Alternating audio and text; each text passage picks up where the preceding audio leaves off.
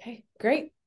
Hello, and welcome to this very special student panel from Ohio State University. We have a wonderful treat for you. So we're looking at AI and how can we use that in online dispute resolution to really make a difference for landlord and tenant issues. And for this, I have rock star students. I'm so proud of them. They're amazing. Alex Samons from Avon, Indiana. Alex received her undergraduate degree from Marian University in Indianapolis, Indiana, majoring in political science and minoring in psychology. Alex is interested in ADR and also how to look at process and methods to promote conflict resolution and how that impacts humans and human impact. Also, I introduce you to David Urbancic, who also likewise is very interested in dispute resolution. And David received his undergraduate degree from Thomas Aquinas College in Santa Paula, California, majoring in liberal arts. He is very interested in technology as well. They both are. And honestly, it's really quite amazing that they have done this because this is not, they're not getting graded, they're getting no credit for it. So my kudos go to you, Alex and David. Thank you guys. You're amazing. Well, thank you for that great introduction. I guess judge us after the presentation, right? But No, thank you you so guys, much. no, but honestly, they're like literally you get nothing from this, but for just being kind. So thank you. Thank you. And thank you to everyone tuning in. We're really excited to share this presentation and all that we've learned and researched. For sake of time, because it is later in the evening, we will just go ahead and get started. Yeah, thank you. So we chose to discuss AI and ODR in terms of landlord and tenant disputes because renting is incredibly common. It is popular and it is relevant for today's society. I have some statistics up here on the screen that currently 44.1 million American households, they are renters, and nationwide renters spend about 485 billion in rent every year. But below that, on average, 3.6 million eviction cases are filed each year. And additionally, in terms of landlords report that 44.7% of them have evicted a tenant. This is very common. And this is a new relationship that humans now have to deal with. There are the family relationships, coworkers, or friends, but now it's this dynamic and communication that they have to figure out with an individual who it might be their business. The landlord is running a business. It is their unit that they are renting out to someone. And that is now someone's living home. That is where they rest their head every evening. That is somewhere special to them. So it introduces new tensions and new conflicts, and that's why we felt that this was a topic that was incredibly relevant and timely for discussion of AI and ODR. Yeah, and on that note in particular, during COVID, when a lot of the in-court, in-person dispute resolution systems really were put on hold, a lot of this was directed into ODR. And so that kind of forced the ball in terms of making the shift from in-person communications to ODR, which goes into our next point, which is the landlord tenant disputes that most commonly occur are very well suited to ODR. In landlord tenant disputes, you generally have a very limited area of law that is being implicated. You have very limited types of disputes. And since it's pretty simple, you don't need to have a lot of in-person communication. You can do it asynchronously online. And those three things really contribute to landlord tenant disputes being ideal for ODR even before COVID, but especially in the post-COVID era when we're so much more comfortable with interacting virtually.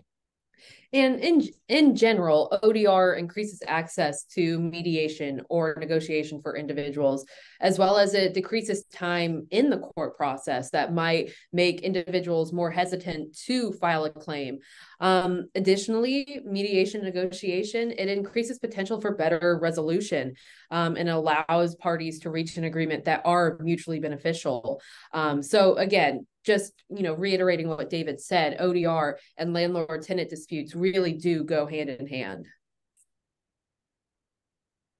So currently in the ODR space, in the context of landlord tenant disputes, there are a few options. So the last two on this list, Justice Bot and Civil Resolution Tribunal, are kind of a TurboTax style, like question answer. It leads you to some legal advice on your situation. Neither of those are technically dispute resolution, but they are kind of aids for non-lawyers to understand the legal significance of their situations. The first three, though, Modria, Ohio Resolve, and Next Level Mediation, are actual ODR products. And both Modria and Ohio Resolve are court ordered. So the court will purchase a subscription to the service. And if a case is filed in that court, then the court can order that into online dispute resolution through Modria technology or Ohio Resolve, which my understanding is Ohio Resolve is no longer an active program. It was a pilot program for 1 year, starting in 2021 and ending in 2022.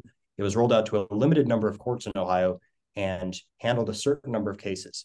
But the process was the same. You submit a claim in the court directs it to ODR through Ohio Resolve, and then the parties either negotiate or they have a third-party mediator in that dispute resolution.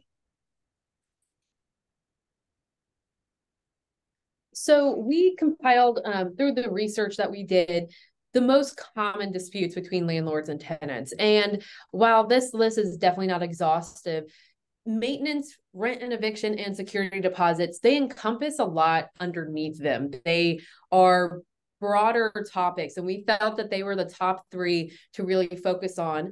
And in terms of maintenance, this is the most common and most time consuming that the research revealed, because communication is critical. If, for instance, between the landlord and tenant, there is not a good agreement to begin with, and there's no clear and direct communication, or the agreement does not outline what is required of each party, then there is going to be a lot of ambiguity, and that's where some tension can arise due to the fact that neither party is aware of what their responsibilities are. And in terms of tenant to landlord, it might be appliance repair, or if they're on the top floor of a unit building and it's rained a lot and all of a sudden they're noticing a leak, that's information that needs to be shared with the landlord, and the tenants expect for the landlord to respond timely and promptly, as well as appropriately. In addition, from the landlord to the tenants, it can be trash pickup or recycling or seasonal uptake that they require, making sure your water is running in the cold season to make sure, no pipes get frozen, or making sure you're respective of your neighbors and making sure your noise isn't loud. Those are some requirements that the landlord can put on tenants. So we have a hypothetical, and I'll let David take over. Yeah, so just to illustrate how ODR process normally works and then how it could work with the implementation of AI, we have these three very simple hypotheticals. For maintenance, we just have a very simple plumbing dispute. In the contract, the landlord is the one that should take care of plumbing maintenance.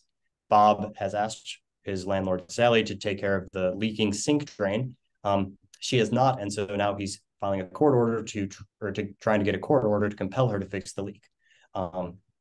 Very common situation that could occur and is one that involves the maintenance context.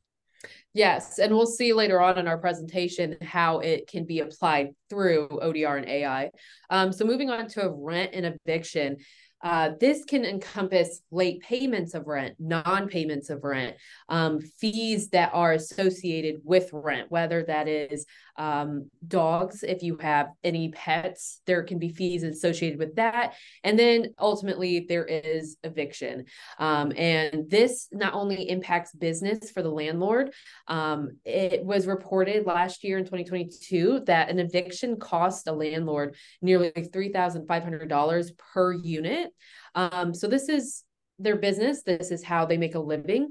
So eviction, while it can seem very business to the landlord, it can be really personal for the tenant. You are now, in lack of better words, forcing someone out of their home. They now need to find another place of living. They now need to find the monetary means to find another place of living. So it can become very personal and heated. And that's why it's understandable why it can lead to such large disputes. Yep. So for our hypothetical, we have Sally again and Bob has not been paying his rent. So Sally wants to collect the unpaid rent and also evict Bob. Additional twists in this are if you're actually suing to evict someone, you have a lot of law that you need to consider, and that law can vary by locale. So it's not necessarily only federal law that you're thinking about. You're also thinking about state and municipal law. So that's an area, as Alexandra mentioned, is you can get very heated, a lot of emotions, and there is law that if you are not trained in the law, you might not understand the significance of what you're requesting. And what's great too is through our research, we found a lot of resources that share with tenants what their rights are, as well as landlords. And we hope that with this presentation and further communication about it and just keeping this lively in discussion, we can share with individuals who may not previously know what their rights are. And then so lastly, the last dispute is security deposits. So regarding these, the landlord has the right to deduct the costs and expenses of unpaid rent owed to repair items due to damage by the tenant. So whether that means the individual completely ruined the carpet or the walls or some sort of appliance within the apartment, the landlord has the right to withhold that security deposit that the tenant initially deposited when moving in. Now, in this context, it's almost always going to be a tenant disputing the landlord withholding the return of the security deposit. And so our hypothetical here is Sally has kept Bob's security deposit. She claims that the hole in the wall is his fault. He says it was there when he moved in. Very simple. She didn't return his deposit. He wants it back. And now, after speaking about these hypotheticals, we're going to look at the application. So how would these situations that we just described with Bob and Sally, how would these be handled under current ODR resources? Yeah, so since most of the ODR programs are currently bought by the court and then the court directs you into them, most of these ODR disputes will be handled. The first step will be one of the parties files a claim in court. The second step will be the court looks at the claim, determines that this is suitable for ODR, and will direct the parties into that ODR. Whatever program they've purchased, they will be directed toward that program.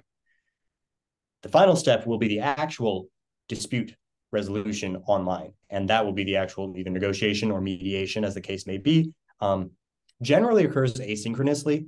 I believe certain of these programs allow for a video call feature, but most of them are text-based, so that you are either sending emails or otherwise sending text communications between the two parties so that they can respond when they have time. And on average, these disputes take about a week to resolve through ODR, with the parties communicating back and forth and then ultimately really reaching a agreement or deciding that they're going to continue in court. So in terms of actually applying our hypotheticals here, Bob would file a claim in court in the first one, the maintenance hypothetical, the plumbing repair.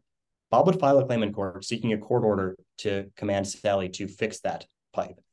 The court would look at it and say, this is suitable for online dispute resolution. They would say, all right, we have Modria, our technology for ODR, and Bob, you're going to put your name in, Sally, you're going to put your name in, and we'll assign you a mediator who will oversee your communication between each other and assist you in reaching a conclusion.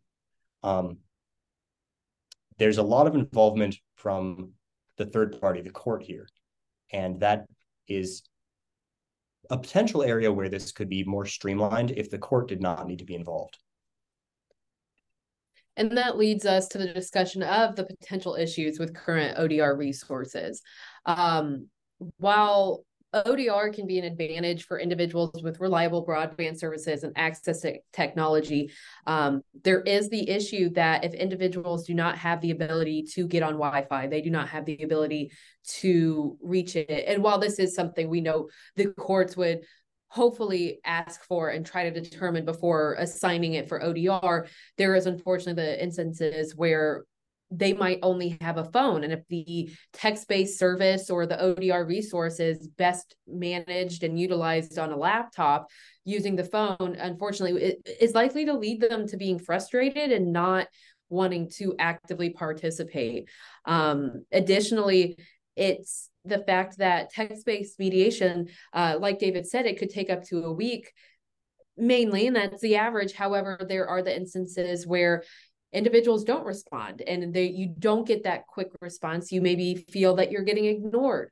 And there's where the human emotions kind of play in too, because you are trying to resolve a conflict and a dispute. So the idea that if potentially you're not getting a response as quick as you'd like, compared to if you were in person, that can be also a limitation and something that could hesitate and people would hesitate to.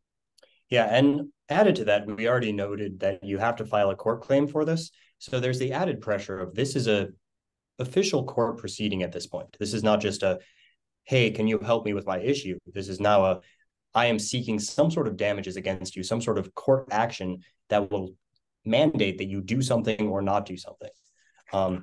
And added to that, we have the issue of mediators don't have to be lawyers. You can become a mediator just by going through some training.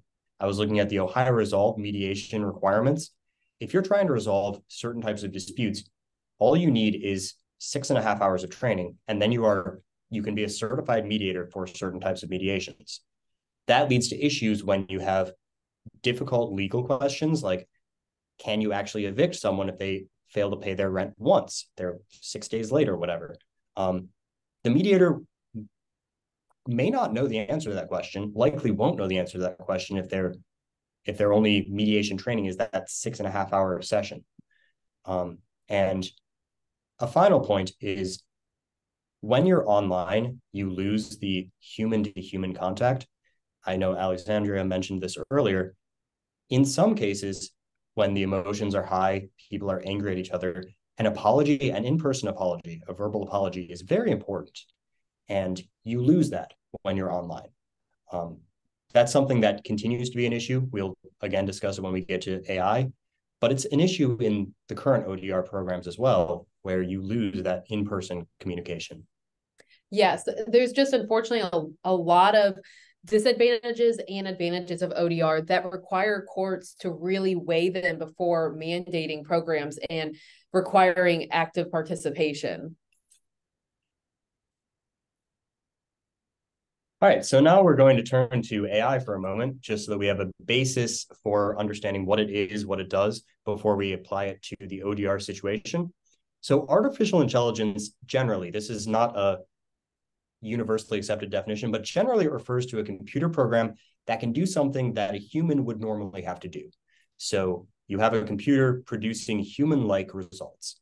In recent years, that has been really within the past year with ChatGPT and the rise of other generative AI programs, it's come to the forefront, but AI has been developed for the past over half century, and programs that have been used for identifying photos, sorting photos into different categories, programs that are used for doing analytics for companies, analyzing their data, trying to predict business patterns and trying to make things more efficient. Those types of programs have been used since the 80s at the very least, and are an everyday part of business life. In the context of ODR, the most recent generation of AI, the generative AI, where it can actually produce work that seems as though a human has produced it, is very useful, as we'll see. But in principle, these are just computer programs. They use mathematical principles to recognize patterns and make predictions. And in recognizing those patterns and making those predictions, they use a lot of cool math tricks that are very difficult to understand. But in essence, there's no human intelligence when we're talking about AI. We're talking about a system, a computer system that is just doing a lot of mathematical operations that are hard to understand. But at the end of the day, it's not thinking like a human. It's just acting, it's producing outputs that look like a human.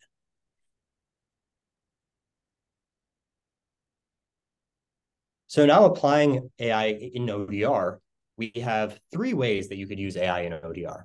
The first is where you have an AI acting as the mediator. It's acting as the third party between, or as the party between the two parties in conflict.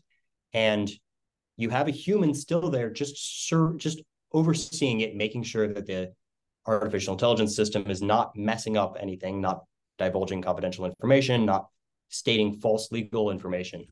That is likely to be the soonest development in this area, where we have a human overseeing an artificial intelligence system.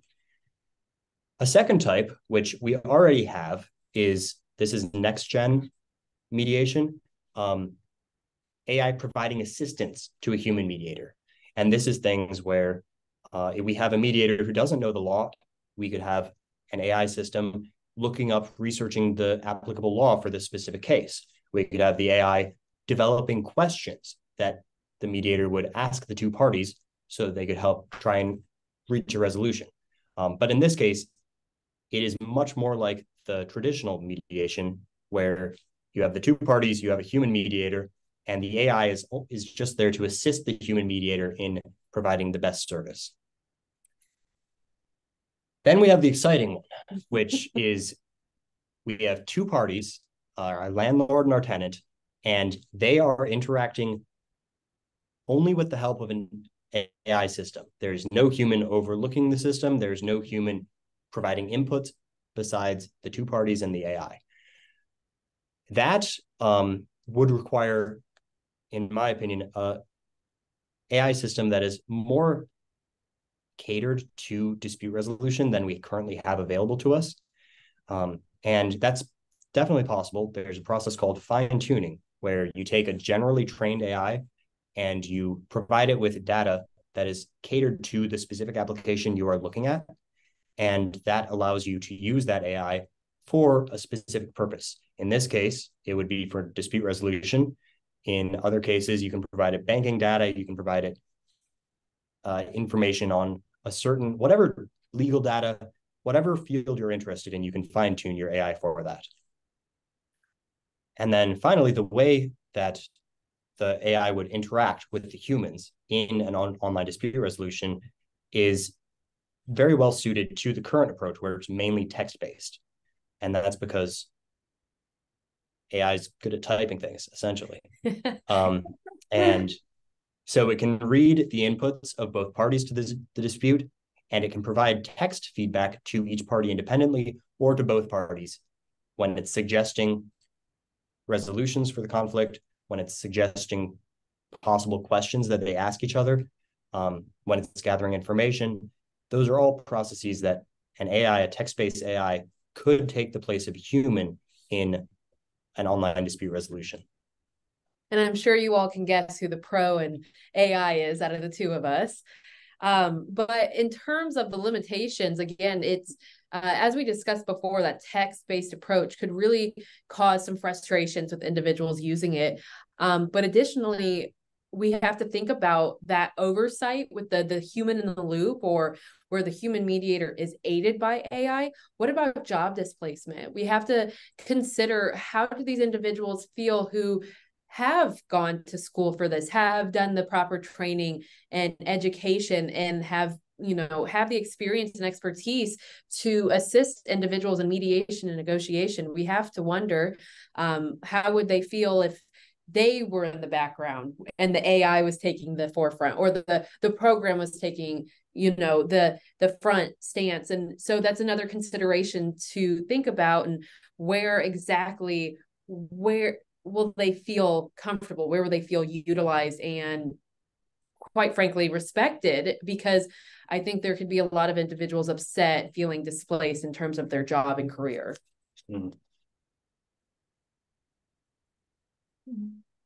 So in this context, I think like I said, the most exciting type of AI use in ODR would be the unsupervised AI, providing the mediation, providing the suggestions without human oversight.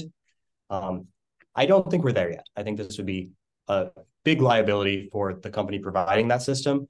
It would also, we'll get into other issues in a few slides, but we're not there yet. And this is somewhat conjecture, but it's at least informed conjecture. So if you're using an unsupervised AI system for ODR, these are the types of things that it could provide. It could provide recommended solutions for both parties. It could give you a few options based on what you've told me, based on what you've told me. Here's a few things that might work for you, Bob, and for you, Sally. And those solutions would be catered to the specifics of the problem. In our case, we have a plumbing issue with the drain. It could cater its recommendation and be like, all right, well, Sally's going to fix the drain, or Sally's going to, maybe Bob's a handyman. Sally can just buy Bob the drain parts and he'll put them in, can cater it to the specifics. One of the issues that, as someone who has taken a negotiation class and is training to be a lawyer, communication is extremely important. You need to make sure that the parties understand the other side's position, are able to articulate their position. And if there's a failure in communication, that really increases the emotional temperature of the interaction, but also decreases the productiveness of the interaction. So this is another area where if you had a system that was using AI as a mediator, it would be providing a route for effective communication for both parties, trying to lead them to the important issues, trying to figure out what are the things that each party really cares about. And that's the role of a human mediator. When you have a human interaction in a mediation, that human is trying to facilitate the communication between the two parties.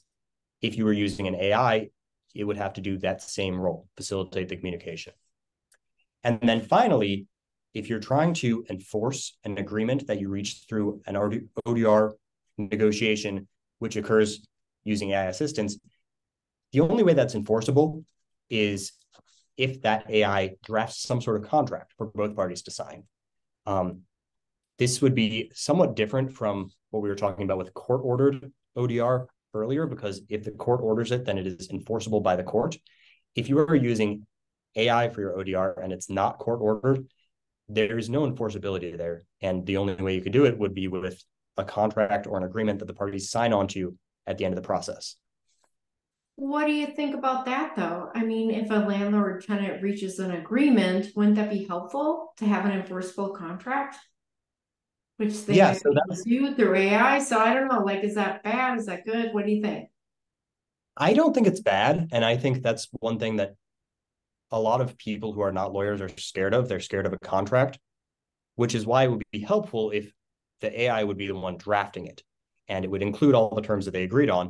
But this is just something that I note specifically as a lawyer, because saying, oh, yes, we agree on this, but then having no way to enforce that agreement is essentially useless when you get to court. And as much as we would hope that the parties are acting in good faith and they'll just handshake, yeah, I'm going to help you fix your drain. If this is actually going to be an effective way of reducing the number of claims filed in court and providing a cost-effective solution for the parties, it needs to have some means of enforceability. Do you have any thoughts on this, Alexandra? I do. I think to Professor Smith's point, I think it almost brings in that concept of trust too. Even if the contract is enforceable, some individuals might not trust that the AI program is going to draft a contract they actually like or that is factually correct, which I know we are going to discuss trust and humanity with AI later on in our presentation, but I think that it brings it up because I think in our country, there is the assumption there is legal authority, there is the federal courts, there are state courts, and now we are to trust this program to create a contract for us. And I think there would need to be much more awareness, much more communication and explanation on, okay, what exactly is this contract going to mean for myself, for the parties, for future relationships? So yes, I agree with what both of you said, though. I love it. Yeah. So this goes back to our hypotheticals. With Bob and Sally. Bob and Sally, yeah. I was going to say, yay, Bob and Sally. So in our original application, we had the first step was the filing of a claim. Here, optimally, I think the first step would not be the filing of a claim. The first step would be you just Google search online, landlord tenant dispute, or whatever you would search. My landlord won't fix my pipe.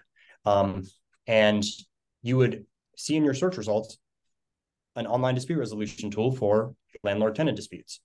And you would log in, put in your email, put in your name, put in the other party's name, email, and they would get a link. And that link would direct them into this program. And that takes the court out of play. I think that's an important step that would reduce the burden on the court. They wouldn't have to look at these claims that are being filed. It also reduces the burden on the parties because they don't have the imminent threat of a lawsuit that they are currently involved in hanging over their head. So it could reduce the temperature here while still providing an effective resolution to their issues. Second step would be they actually go through the negotiation with the AI moderating it. And then the third step would be whatever their final agreement is. If they reach an agreement, there's a contract that contains the terms which they can then sign off on and enforce. As you can see, these steps are quite a bit different than the submit a claim to court, court assigns you to ODR, and then you negotiate. Here, it's much more streamlined, party to party. I want to work through this issue. Here's something which will help us work through this issue. That's I think the ultimate goal of anyone trying to reduce the burden on the courts is you're trying to make this as easy for the parties to resolve their disputes on their own as possible. And so after speaking about so many great advantages that AI and ODR can provide to the world, we wanted to think about a lot of considerations. And in terms of AI, there's a lot of different perceptions on it. You know, in a couple of statistics showed that almost as many as 15% of customer service interactions worldwide were fully powered by AI. And I think I'm sure just about all of us know the experience with automated messages or automated bots in terms of customer service when you're just trying to return some shoes because they didn't fit. And then you're just trying to talk to a person. So, you know, I think a lot of people have these experiences with bots that weren't super effective, that weren't great and left a great, you know, taste in their mouth. So now the idea that we're going to use AI in terms of something much bigger and more important than returning shoes that don't fit, this is a court case. This is a claim that you might be filing. And that leads to the trust because as David wonderfully explained earlier, it sounds like a human, but we know it isn't.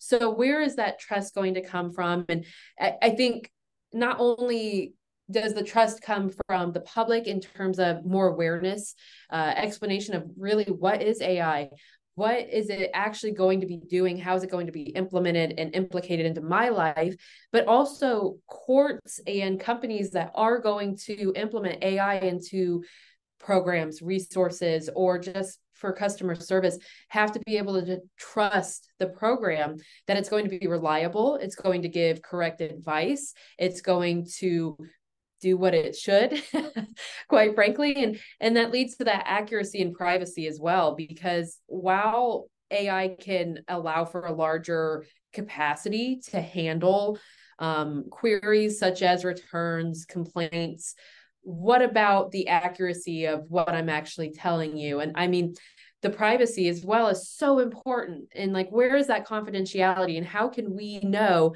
that what I say to the bot, to the moderated program, isn't going to be shared with the opposing party? And as David said, it can create such effective dialogue, because if I am super upset at my landlord and I am typing language that should not be repeated, and knowing that it's actually going to be leveled down, how can I trust that the landlord's going to understand how upset I am if I don't use that language? And that might seem crass, but at the same time, that's kind of the beauty of in-person mediation and negotiation, is allowing individuals to see what they've done, kind of how they've impacted individuals, but also maybe understand where the emotions are coming from, and just bringing in that emotional side that maybe AI can't exactly replicate or bring in, and what alternative dispute resolution is known for. That's why it's an alternative to litigation, because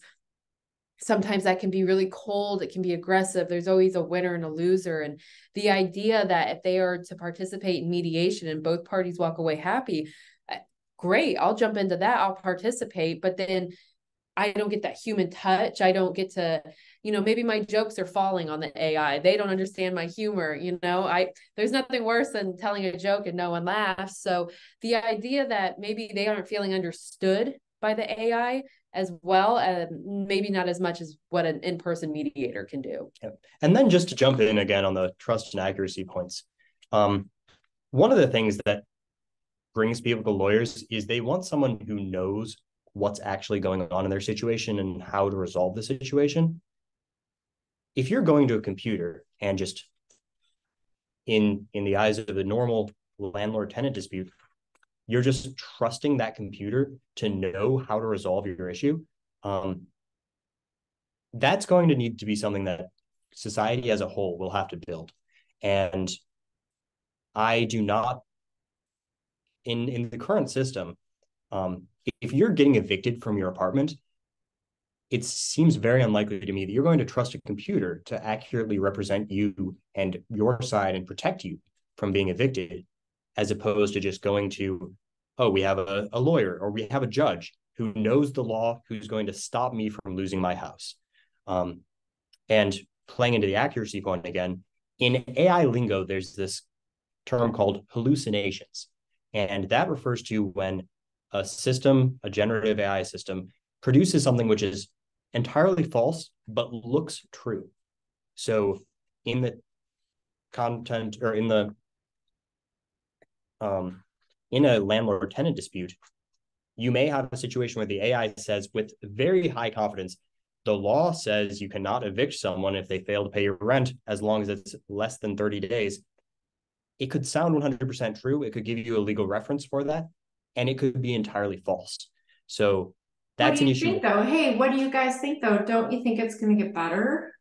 It could be more. Yes. AI could be more accurate than humans, or not ever. What do you think? So I think there's 2 points to consider here. One is the way that you develop an artificial intelligence system is by training it on data that a human produces. Mm-hmm. And in computer lingo, there's a phrase, garbage in, garbage out, which is a system, whatever you are inputting into a system is never going to be, what you're getting out of a system is always going to be as bad as or as good as what you're putting in. So in this case, I don't think that we're going to see a situation where the AI is better than a human could be. Like in an optimal situation, a human is always going to be able to be better. But on average, I think we could get to a point where AI can provide a better than average mediation experience for the humans involved. And in terms of the accuracy and getting rid of the hallucinations, that's something that the next generation of artificial intelligence systems are actively working on. They realize it's a huge issue. They're trying to stop hallucinations. And it's going to get better. The way the systems work behind the scenes, it's hard to rule out hallucinations entirely, but they're going to become less frequent. They're going to be weeded out more carefully. So I think, yes, in future, these systems are going to be both more worthy of trust, hopefully more helpful, and hopefully you'll be able to weed out almost entirely hallucinations. Just one final point on this, the AI and humanity point. And this plays into, again, whatever you're training the AI with, the data that you're training it with. If that data reflects any sort of bias in the negotiations that you're feeding in as training data, those biases will be reflected in the AI system that is produced. In landlord tenant disputes, there's nothing that obviously jumps out to me as scenarios where there's going to be large amounts of bias. In other types of ODR situations, family law disputes where you're disputing child custody, those are situations where the data indicates some clear biases. And if you're trying to use AI there and you're training it on previous negotiations in family dispute matters, you're going to have to figure out a way to make sure that those human biases are not reflected in the computer. Otherwise, you're going to lose the human trust, the trust in the system. Right. Absolutely.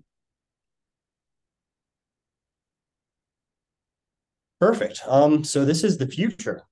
Yeah, the biggest point, right? Like we all want to know the future. Yeah. Do you want to take it off? Yeah. So who starts? Yeah, obviously AI has continued to revolutionize various industries. We are specifically talking about the legal field here, but we know it. David shared with me this week a lot of articles that AI is now in fast food drive-throughs. I don't know if it's a good or bad thing that I have yet to use one personally. But I mean, again, we've all seen it with customer service as well, eBay, Amazon. And then with its expected annual growth rate of 37.3% between this year, 2023 and 2030. There is rapid growth in this area and it's exciting, but we do have to be aware of the implications, the considerations, because if we are to be the ones creating it and implementing it, we have to be aware of the consequences as well. Mm-hmm. In terms of specifically to the ODR systems, we are already seeing some implementation of AI. One of the systems I mentioned earlier, JusticeBot, uses AI to do the research to provide you the answers to your legal questions in regards to a landlord-tenant disputes. But it is not using AI to facilitate an online negotiation yet. So far, it's providing more of that assistance to a human role rather than the actually taking the place of a negotiator and helping the parties to work it out between them. I think that's going to change shortly. I would guess that within at very least 2 or 3 years, we will have systems that are just party to party, no human overseeing anything.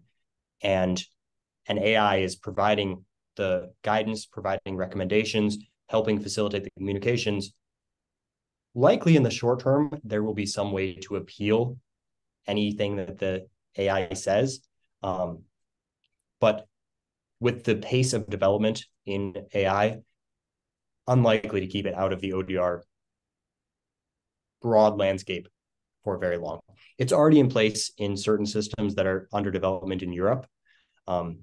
European law allows for the first round of a lot of merchant or vendor consumer disputes to be handled completely by automated systems, as long as you can appeal to a human for the next round. So it is coming. It's going to be helpful. It's going to be hugely helpful for reducing cost for parties who are involved in these disputes. But it also has problems, which I'm going to have Alexandria introduce those. I bring the ill will, but and we'll also just how you were saying that ODR is always going to be around, courts are always going to be around. So naturally, AI is going to find its way into that. So in terms of landlord and tenant as well, that dispute is always going to be there unless all of a sudden renting, halts.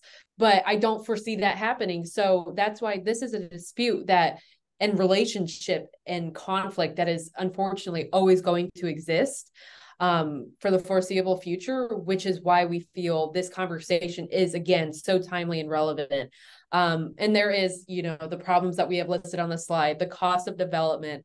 I don't even want to know what goes into the research and development of creating these amazing, intricate, just genius systems. And then there is that risk of liability, though, as we talked about trust and accuracy. Can a court trust that the program they put in place with no humans checking in or being a babysitter? How can we trust that it's going to do what it is implemented to do? And we have already discussed yes. Question. Yep, we have a question. Thank you so much. We have a former Buckeye asking a question. Thank you, Dominique.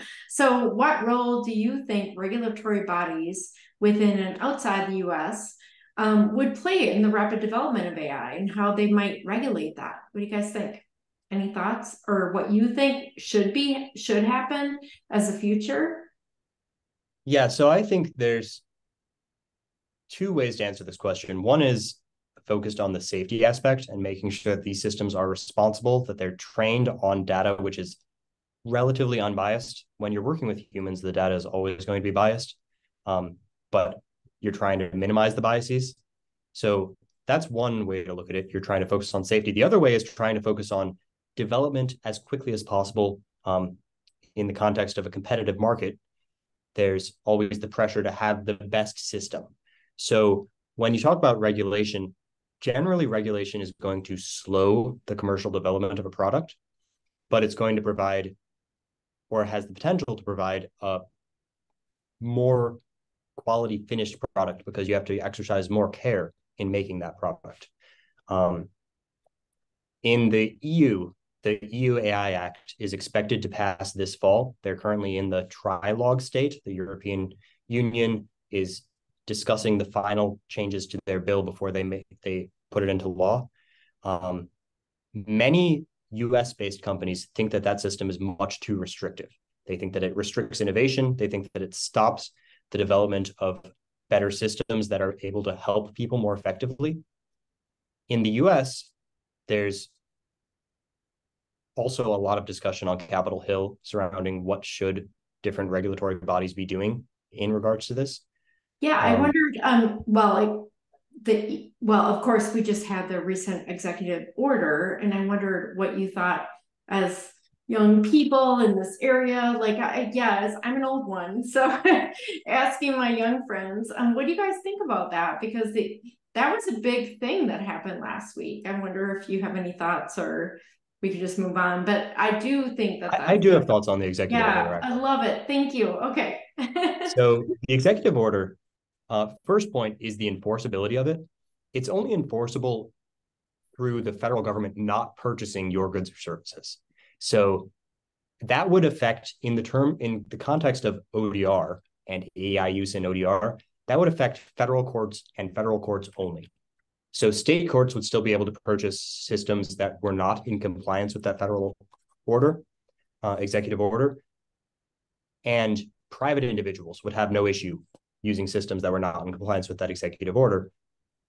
But if you're trying to comply with that executive order, as a lot of these big companies who have government contracts will try to comply,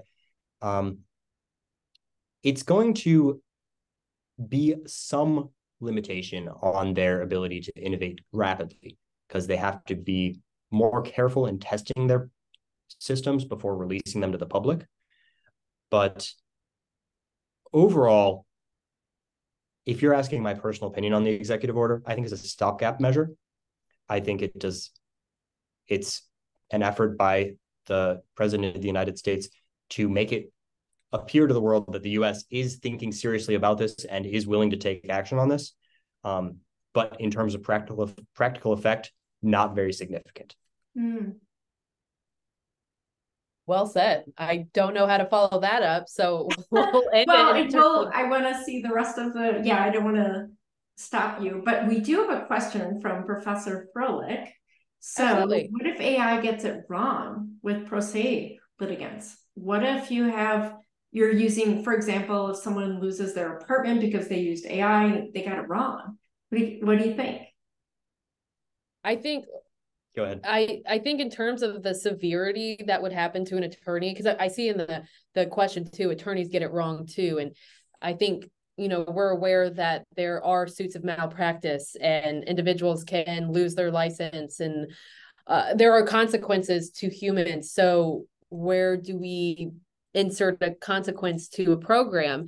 And I think before even thinking about that, that's why there needs to be such development. There needs to be such large accuracy and reliability on these programs, because we are dealing with individuals' lives. We are dealing with their livelihoods, their homes, their families.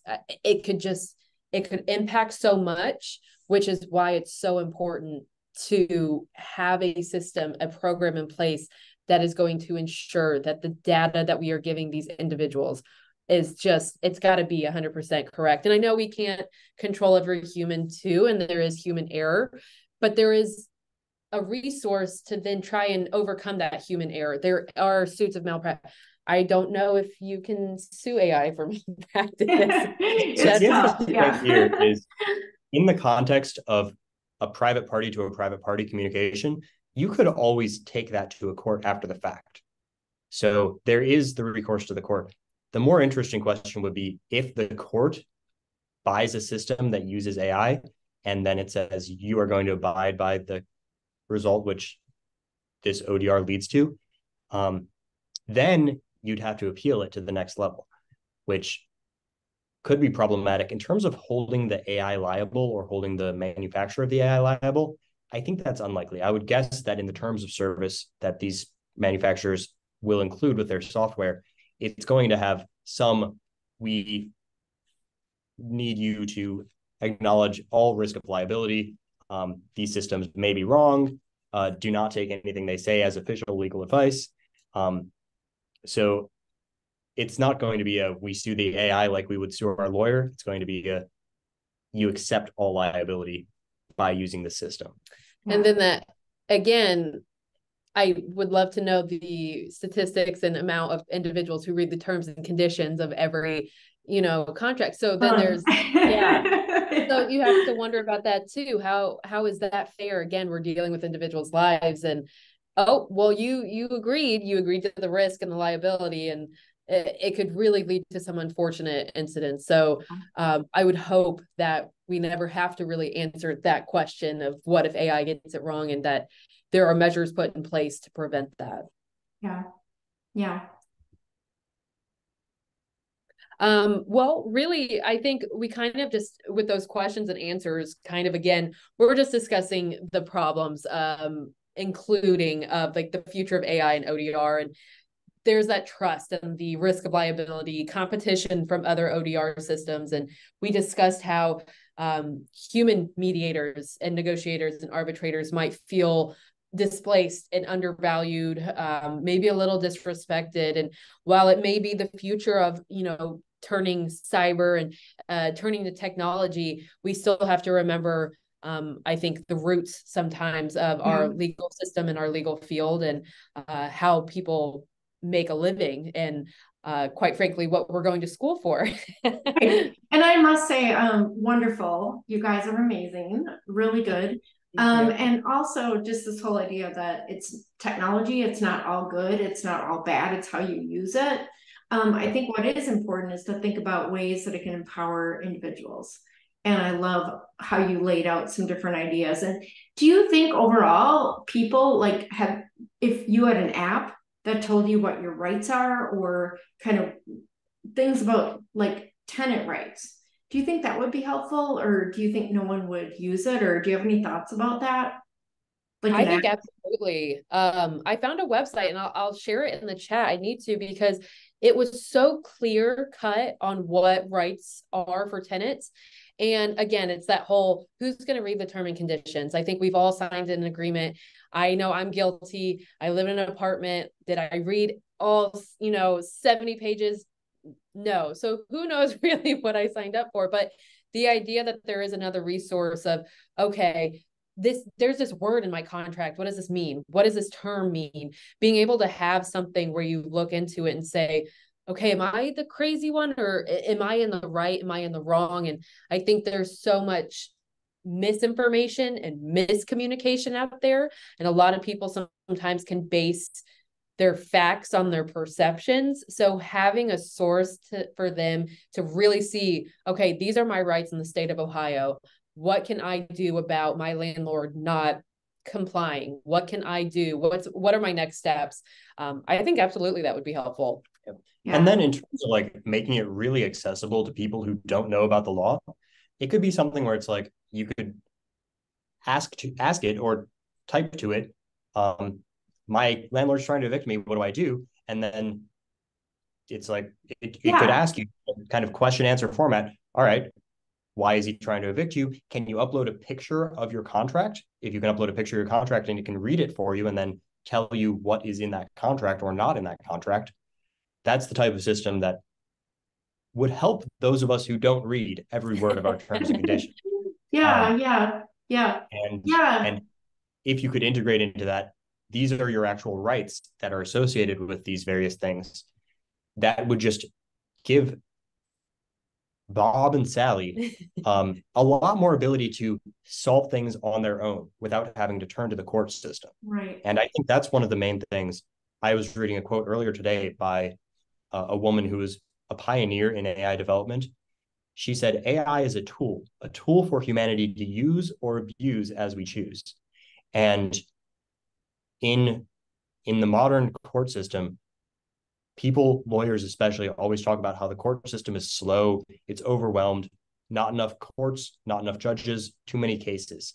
If we can use this new tool to streamline legal processes, to keep things out of the court system or get them through the court system more quickly, that's where it has the potential to be incredibly useful. And I know we spent a lot of time talking about the negative sides of AI, the limitations that it currently has, the areas where it could go wrong. But in terms of the future, I think the future is very positive. We have a new tool that can help us do things faster, more efficiently, and help more people. And I think sometimes when it can seem like we're talking about such the negatives, it's important because to move forward, you have to look backwards, right? So I think it's that idea of like, we can't just hope that what we did before worked and that we can keep doing it. We have to change, we have to adapt.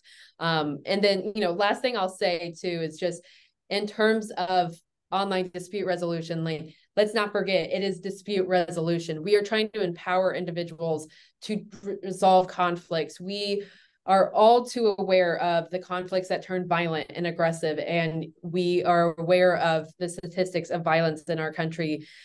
And in today's society, everything can become very polarized and angry. And I think we need to remember that the whole point of dispute resolution is empowering individuals, giving them the resources and the tools to feel confident in themselves, to be able to communicate with those around them, to try and, not to sound poetic, but try and make this world more peaceful. I think that's, we have to remember the broader impact that these could have as well.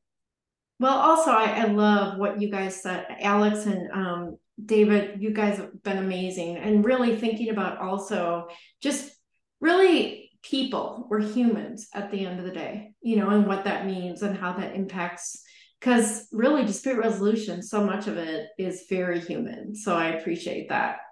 Really, really great work. I am so impressed. I think we all need to give a huge round of applause, because you guys really were amazing. Does anyone have any other questions? Unmute yourself, send it in the chat. I see Derek. Thank you everyone for attending. Boston. We appreciate it. And a special thank you to Professor Schmitz for coordinating this and moderating. Oh, I'm so excited. You guys are amazing. I mean, wow, you did such a good job. So thank you. I really appreciate it. I'm seeing wonderful presentation. Thank you. Thank you. Those are such kind comments. Thank you. Thank you. I learned so much about AI. Now you're stuck. I will call on you many times after you graduate. Literally anything you want, please reach out, because I was so impressed. Really good job. Thank you. Well, I will stop the screen share and stop the recording, but I'll keep the Zoom on in case anybody has any questions or anything.